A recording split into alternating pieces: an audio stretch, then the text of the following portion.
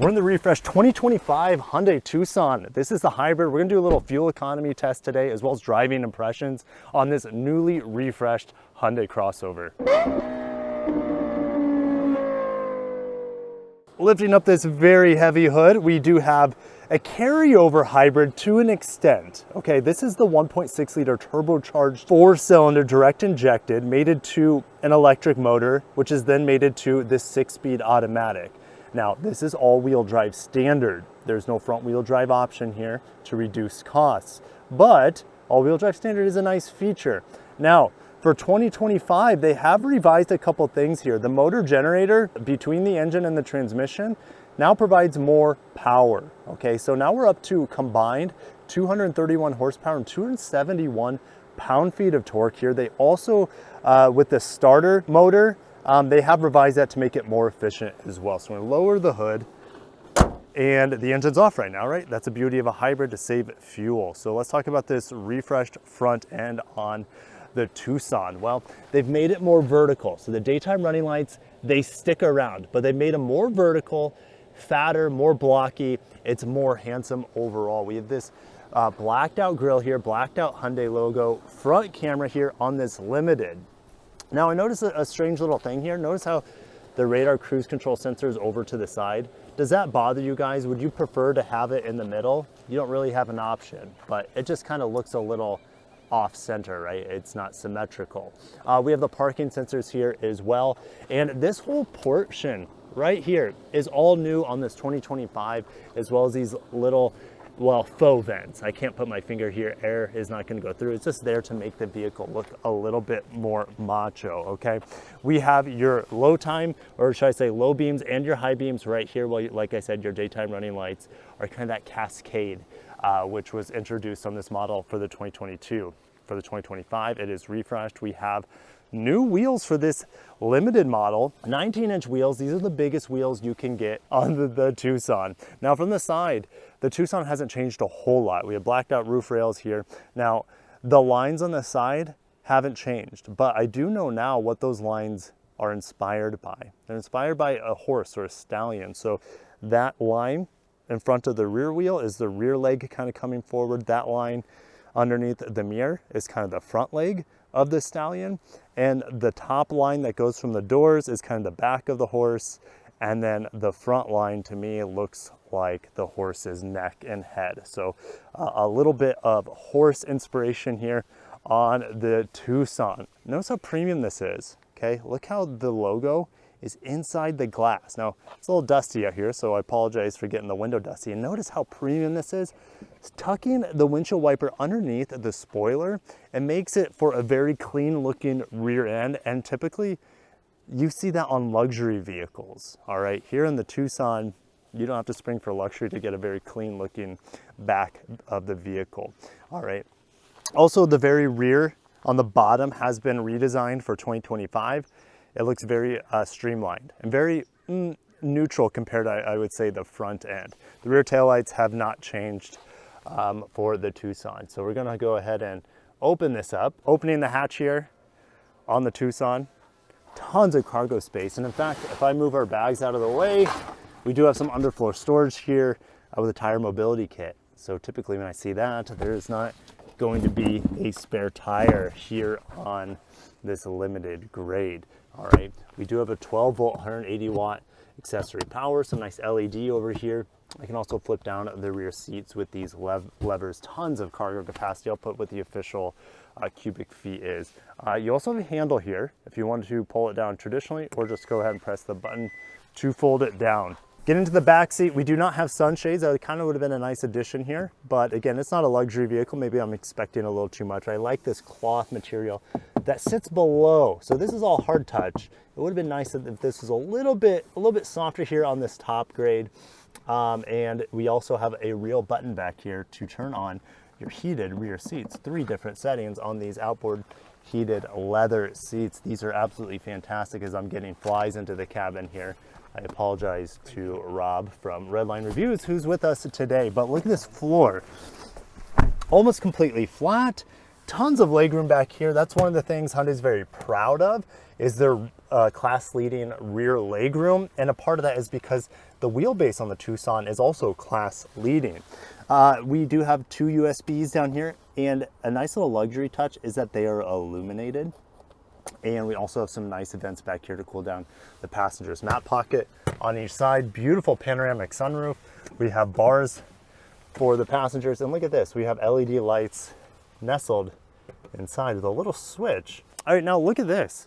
We do have smart key access on the front, not on the back, but that's okay. That's typically a luxury feature. So I'm gonna hand the camera to Rob. I'm assuming that's okay with you, Rob, sure, as we give you guys a tour of the front of the vehicle. Or should I say the inside front, the front cabin? Sure. Yeah, I mean, yeah.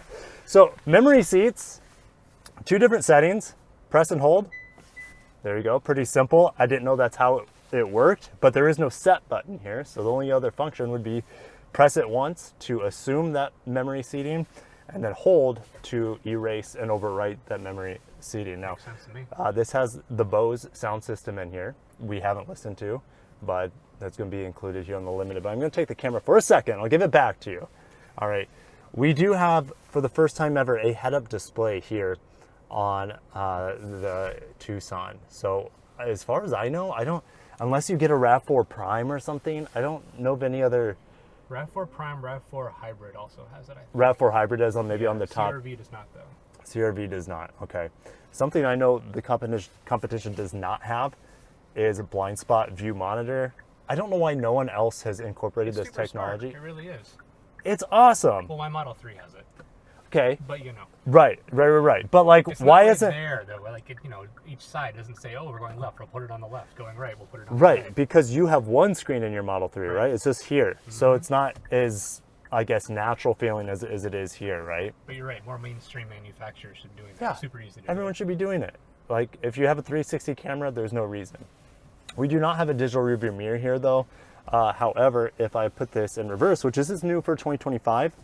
They've revised where the column shifter is. Before, I think it was something like this. I think it looks. Buttons there in the middle. Oh, it was the buttons? Okay, yeah. Well, they moved it up here. So that here's your 360 camera, predictive lines. Resolution's pretty good. It's not. I wouldn't say it's. Yeah, it's good. It's good. Yeah, it's pretty good. Notice how there's no Hyundai logo here. They started doing this with the Ioniq 5, just 4 dots because.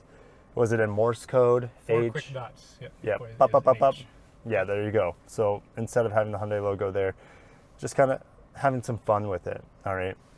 Now here, this is also new for the 2025 model year. This is going to read your eyes, probably for traffic, jam assist, sort of stop-start sort of features. But I haven't had any strangeness go on, like in Toyotas, for example. They'll be like, "Oh, keep your eyes on the road," all that annoying stuff. I haven't had any of that weird stuff happen. While we've been driving this for about 24 miles today. Regen paddles, we'll talk more about that when we start driving it. This 12-inch screen here is new. This 12-inch screen here is new. It is curved, so it is facing the driver just a little bit, which is great for me. It's easy to get to this screen. Now this screen here is not standard across the lineup. I think it comes in the SEL convenience, and it's optional on that grade where it's standard here, and I think it's also standard on the XRT model, but I could be wrong. There's so many different models. There's a lot of information but there. I know it's not standard here, so just keep that in mind. I also have a fingerprint reader. We don't see that a whole lot in Hyundai vehicles. We see it a little bit more in Genesis vehicles, but you guys, yeah, we're just sitting baking in the sun right now. So we're gonna play with the climate control, which, Rob, this is new for 2025. They revised this whole area. Before, it was this ugly bubble panel of touch capacitive malarkey. All right, now this is very simple. Put it into auto, and I can control 3 different autos. All right, I'm gonna put it on 2 right now because I'm fairly hot. And we're just gonna press sync, or did I take it off sync? See, it's synced. Okay, it's synced sync now. All right, it's in direct sunlight, so these little screens aren't the brightest, but they are gonna do okay, all right? Now, this is also new, is volume as well as tuning knob. All these buttons here, physical, and these buttons here, heated steering wheel, ventilated seats, which we'll talk about later. They're all fantastic. It would have been nice to have a little panel vibration if I hit the button, but it's only auditory only. This is one of my little nerdy features here. You did nerd out. Oh my gosh. All right, so we have a charge USB-C. We have, well, this is cool too. Look at that ejection. That's spring-loaded. Spring-loaded. Spring-loaded, yeah. But check this out. All right, so we have this combo feature here, which we've seen in other Hyundai and Genesis vehicles before. It's orange, not only here, but also in the USB holster. The second we go to charging, it goes to blue. So you don't really need to necessarily look, or should I say, play with this over and over. You can just kind of see in the corner of your eye that, hey, blue means more charging, yellow means, hey, I can do my Apple CarPlay, Android Auto wired. But it's also new for 2025 is wireless Apple CarPlay and Android Auto.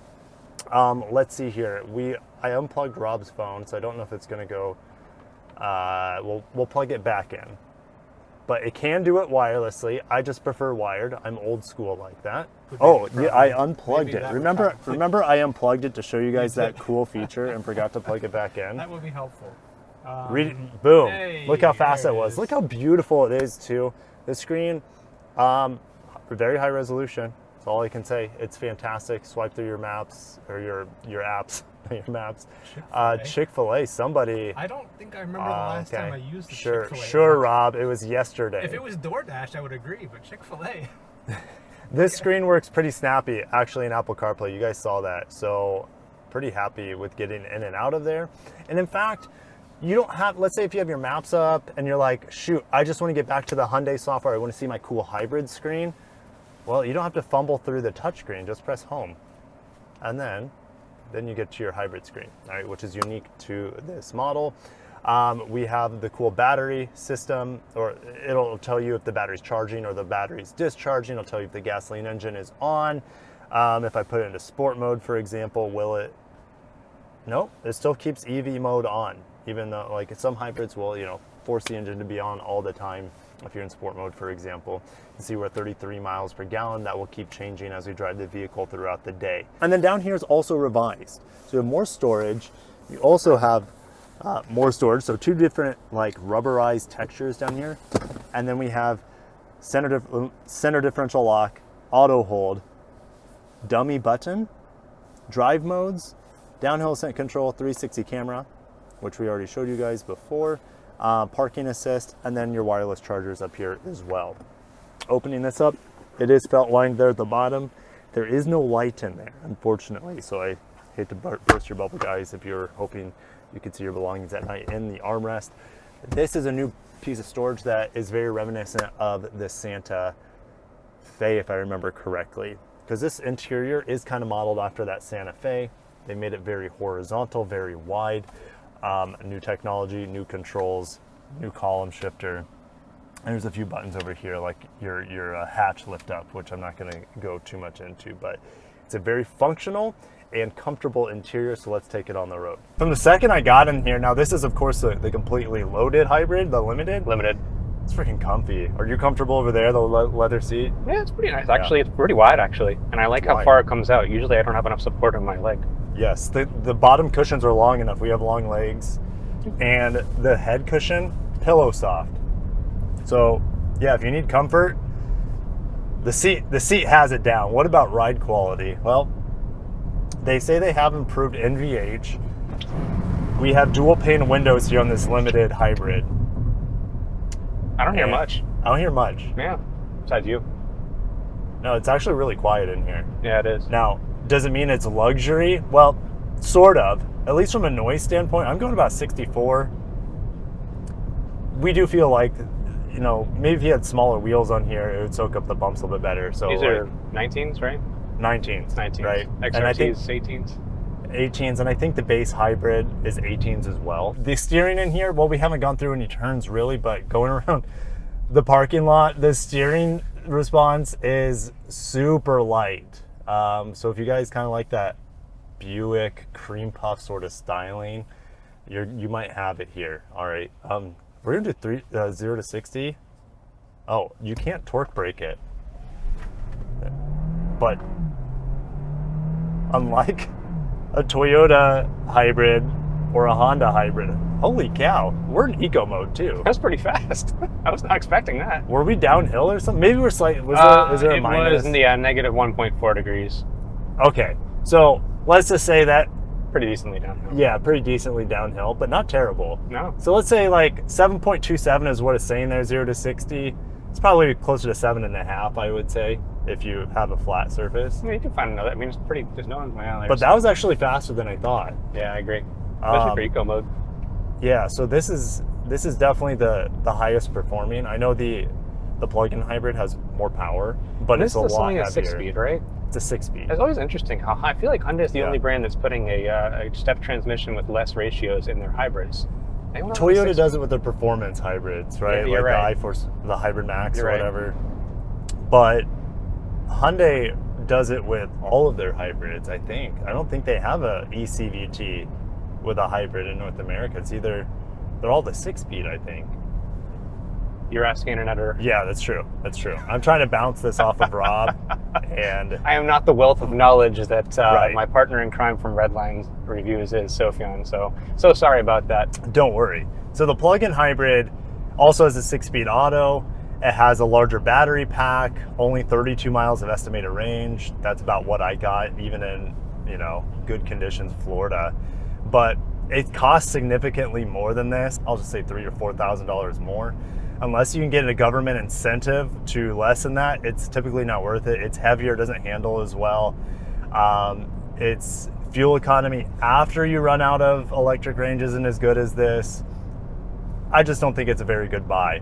Now, Hyundai though, the day before this video, they announced that they're coming out with extended range electric vehicles, which will eventually replace that plug-in hybrid. Yeah, we have a roundabout, so There, let's you can test turn. the handling. It's the first time we've turned. I mean, it feels pretty lightweight in here, to be honest. Maybe a part of that is the lightness of the steering, but who's throwing these things in the turns that hard other than journalists? People who aren't paying attention and have to change lanes 5 lanes at the last second. That's probably true. So here's a great, I'm going downhill. I don't have hills in Florida, so like regen braking, I never F with it in Florida. Here, it's awesome. So I don't have like the car, and the regen braking's way stronger than I was expecting for a hybrid. You're right. That's impressive. That's only level 1. No, I moved it around. Okay, you did. All right. I moved it around. Like, holy mother goodness. But level 3 it was slowing me down going to steep grade. That's how strong level 3 braking is. So I would say it's in some situations it might be fairly close to one pedal driving. Of course, it's not going to be one pedal driving at all, but will it bring you completely to a stop? No. Do you know? Well, there's no one behind us. You want me to try? Why not? All right, so we're in level 3. I'm 100% positive it's not going to bring us to a stop because I feel like they would have talked about that. I don't know. I'm stopping on a turn here, which is sketch as hell. We are going. No, down. it's letting stopped. off. It's like it's just keeping like 9 miles an hour. Yeah, it's letting off. You know what else I noticed as we came around the corner and the sun came out, which has nothing to do with fuel economy? My cooled seat turned on more aggressively. No, I turned it on when you weren't looking.